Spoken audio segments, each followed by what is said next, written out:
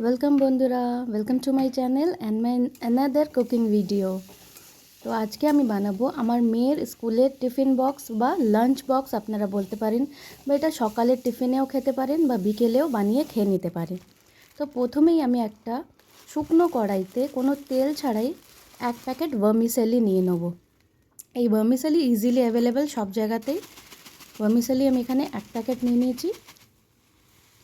নিয়ে এটাকে আমি একটু ড্রাই রোস্ট করে নেব।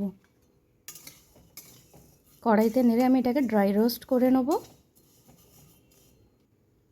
আর একদিকে আমি জল গরম হতে বসিয়ে দিয়েছি।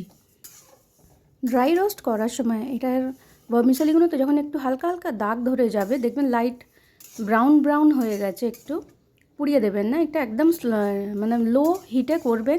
দেখবেন সুন্দর হালকা হালকা ব্রাউন রং যখন ধরে যাবে, এটাকে আমি জলটার মধ্যে দিয়ে সেদ্ধ করে নেব। যে জলে আমি সেদ্ধ করে নিচ্ছি ভালো করে, ঠিক যেরকম আপনারা পাস্তা সেদ্ধ করেন বা চাউমিন সেদ্ধ করেন।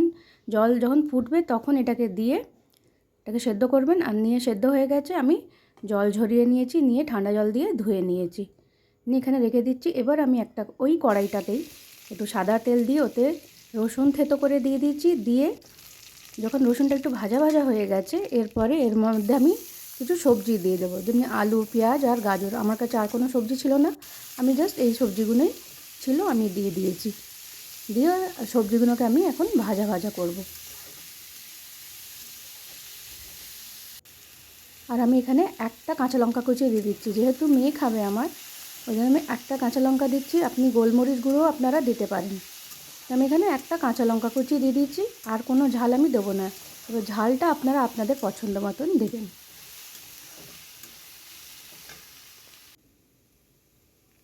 ভাজা ভাজা হয়ে গেছে, এরপরে আমি এখানে টেস্টের অ্যাকর্ডিং নুন দিয়ে দিচ্ছি। আমি এখানে 1.5 টিস্পুনের মতো নুন দিয়েছি, পরে আমি আরেকটু নুন দিয়েছিলাম। আপনারা ভার্মিসেলিটা সেদ্ধ করার সময় একটু নুন দেবেন। এরপরে নিয়ে নিলাম আমি 2টো ডিম। সবজিটা ভাজা ভাজা হয়ে গেলে আমি একটু ঢেকে দিয়েছিলাম, দিয়ে 5-10 মিনিট রেখে দিয়েছিলাম, যাতে সবজিগুলো একটু নরম হয়ে যায়। কিন্তু পুরো গলিয়ে দেবেন না, যেন সেদ্ধ হয়ে যায়, ভাজা ভাজা হয়ে থাকে। এরপরে আমি যে আলুটা আমি দেখে নিলাম, আলুটা সেদ্ধ হয়ে গেছে। এরপরে আমি ডিমগুলোকে ফাটিয়ে দিয়ে দেবো। একটা ডিমের খোসা একটুখানি পড়ে গেছিলো, ওটা তুলে দিলাম।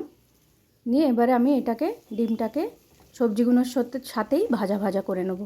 আমি আর কোনো মশলা বা আর কোনো সস দিচ্ছি না, কেন কি আমার মেয়ে এক্সট্রা সস খেতে খুব একটা ভালোবাসে না। ওপর থেকে একটু খেলেও তো ঠিক আছে, আর সস যদি আমি ওকে দিইও আলাদা আমাকে বক্সে করে দিতে হয় স্কুলে, কেন কি মেখে গেলেও খেতে চায় না।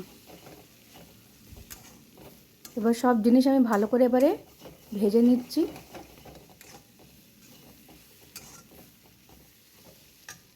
আমি তেল এখানে 2 টেবিল স্পুনের মতন দিয়েছিলাম, আপনাদের যদি মনে আরেকটু দেবেন আপনারা দিতে পারেন, কিন্তু আমার মনে হয় না আর তেল আমার কিন্তু আর লাগেনি, আমি আর তেল এক্সট্রা দিইনি।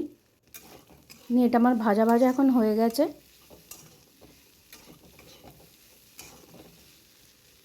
এরপরে আমি এর মধ্যে ভার্মিসেলিটা দিয়ে দেবো।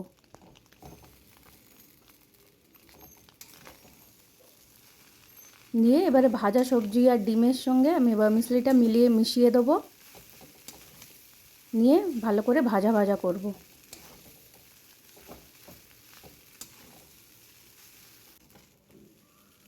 ভালো করে এখন ভাজা ভাজা হচ্ছে। এখন আঁচটা কিন্তু একদম ফুল করে দিয়েছি আমি। নিয়ে আমি ভালো করে এটাকে নাড়িয়ে নিচ্ছি। যে ভার্মিসেলিটা একটু ভেজে নিলে এটা খুবই ঝরঝরে থাকে। এরপরে ওকে ওর লাঞ্চ বক্সে দিয়ে দিলাম ভার্মিসেলিটা, নিয়ে ওকে টিফিন দিয়ে দেবো। আর এটাই আমরা ব্রেকফাস্টে আজকে খেয়ে নেব। তো আমার মেয়ের হেলদি টিফিন বক্স বা লাঞ্চ বক্স আপনারা বলতে পারেন রেডি।